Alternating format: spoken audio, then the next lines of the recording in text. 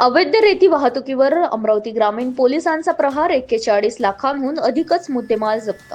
अमरावती जिल्ह्यातील अवैध रेती वाहतुकीविरोधात अमरावती ग्रामीण पोलिसांनी मोठी कारवाई करत 2 वाहनांसह तब्बल 41,25,000 रुपयांचा मुद्देमाल जप्त केला आहे. स्थानिक गुन्हे शाखा आणि ब्राह्मणवाडा थडी पोलिसांनी संयुक्तरित्यापणे ही कारवाई केली. दर्यापूर तालुक्यातील मैसांग टी पॉइंट येथे स्थानिक गुन्हे शाखेच्या पथकाने संशयित ट्रक अडवून तपासणी केली असता त्यामध्ये विनापरवाना रेतीची वाहतूक सुरू असल्याचे उघड झाले. या कारवाईत 2.5 ब्रास रेतीसह 10,25,000 रुपयांचा मुद्देमाल जप्त करण्यात आला.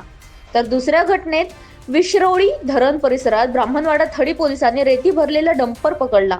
वाहनातून 10 बर्रास रेती अवैध वाहतूक होत असल्याचे निष्पन्न झाले. या कारवाईत 31 लाख रुपयांचा मुद्देमाल जप्त करण्यात आला.